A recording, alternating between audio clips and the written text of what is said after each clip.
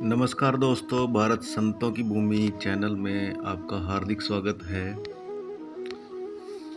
कई बौद्ध सन्यासियों या साधुओं के जीवन के बारे में आपने सुना होगा, लेकिन क्या आप तिब्बत में बुद्ध के अवतार माने गए उस साधु की कहानी जानते हैं जिसने एक दो नहीं बल्कि करीब 80 लोगों को मौत के घाट उतार दिया था।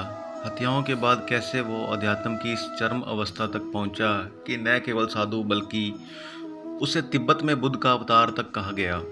यही नहीं बल्कि जिस गुरु से ज्ञान पाने के लिए उसने पूरा जीवन लगा दिया, कैसे वही गुरु उसका शिष्य बन गया।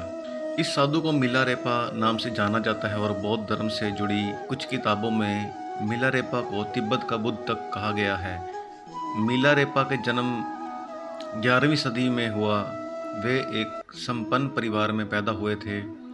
कम उम्र में ही मिलारेपा के सिर से पिता का साया उठ गया था। पिता की मृत्यु के बाद मिलारेपा के चाचा ने उसका सब कुछ हड़प लिया।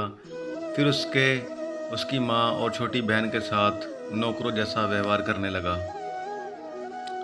मिलारेपा अपने चाचा के दुर्व्यवहार के चलते बदले और गुस्से की भावनाओं के साथ बड़ा हुआ और वयस्क होते ही अपना घर छोड़ दिया। उसने तंत्र विद्या सीखी और कुछ तांत्रिक क्रियाओं में महारत हासिल की। सालों बाद जब वह तंत्र विद्या में महारत हासिल करके वापस लौटा तो उसे पता चला कि उसकी माँ और छोटी बहन चल बसे थे। ये जानकर वह आग बबूला हो गया। उसने बदला लेने का मन बना लिया। कुछ ही समय में उसे पता चला कि उसके चाचा के बेटे की शादी का आयोजन होने वाला था।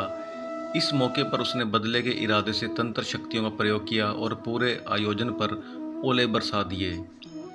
इन ओलों में दबकर 80 से 90 लोगों की मौत हो गई। मिलारेपा का बदला पूरा हुआ। वह खुश तो बहुत हुआ, लेकिन ज़्यादा समय तक खुश नहीं रह पाया। उसे अपने किए पर पछतावा होने लगा और वह अपराध बोझ से ग्रस्त हो गया। मिलारेपा अपने अपराध बोझ से मुक्त होना चाहता था और अपने किए गुनाह के लिए प्रायश्चित कर और ज्ञान हासिल कर उसी जन्म में दोष मुक्त होना चाहता था।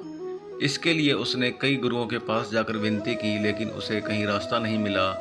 फिर उसे गुरु मारपा का पता चला और वह उस शहर में पहुंचा और मारपा से ज्ञान के लिए विनती की। लेकिन मारपा उसकी कड़ी परीक्षा और मन की शुद्धि के लिए उसे सालों तक इंतजार कराना चाहता था। मारपा ने खेत, मकान और आश्रम में कई तरह के मजदूरी और चाकरी वाले काम मिलारेपा से सालों तक करवाए। इन सालों में मिलारेपा ने छुपकर मारपा से ज्ञान पाने की कोशिश की, लेकिन कई बार मारपा ने अपने शिष्यों और शक्तियों से मिलारेपा को पिटवाया भी। कई सालों तक मारपा का हर आदेश मानते रहे मिलारेपा को मारपा की पत्नी की मदद मिली और उसके बाद मारपा ने उसे दीक्षा देने का निश्चय किया। दीक्षा के बाद मारपा ने मिलारेपा को एक अंधेरी कोठरी में साधना करने को कहा। अंधेरी कोठरी में साधना करते हुए मिलारेपा को सपने में देवी डाकिनी ने दर्शन दिए और कहा कि वह अपने गुरु मारपा से उस ज्ञान के बारे में पूछे जिसके बारे में उसने नहीं बताया। कठोर साधना के तीसरे ही दिन मिलारेपा जब यह प्रसंग सुनाने के लिए मारपा के पास पहुंचा तो मारपा हैरान था और उसने माना कि उस ज्ञान के बारे में उसे भी नहीं पता था। इस ज्ञान की गुत्थी को सुलझाने के लिए मिलारेपा को लेकर मारपा अपने गुरु नारोपा के पास भारत पहुंचा।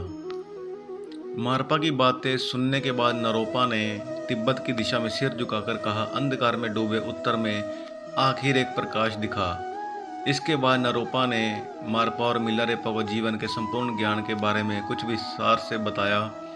इसके बाद मारपा और मिलारेपा तिब्बत लौटे तो मारपा गुरु के बजाय मिलारेपा के शिष्य की तरह हो गया था।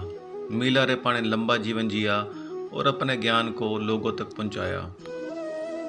तिब्बती संस्कृति में पिछले कई सौ सालों के दौरान जो बड़ी चीज़ें हुई हैं, उनका आधार मिलारेपा ने ही तैयार किया। मिलारेपा ने अपने जीवन में 1,00,000 गीतों की रचना की। इसी कारण उसे संत कवि भी कहा जाता है। लाइफ ऑफ मिलारेपा किताब में भी मिलारेपा के गीतों के इस चक्कर का ब्यौरा है। मिलारेपा की कहानी इस आदर्श का बखान करती है कि हत्यारा भी सही मायनों में प्रायश्चित और कठोर साधना से अवतार या सिद्ध साधु बन सकता है। धन्यवाद।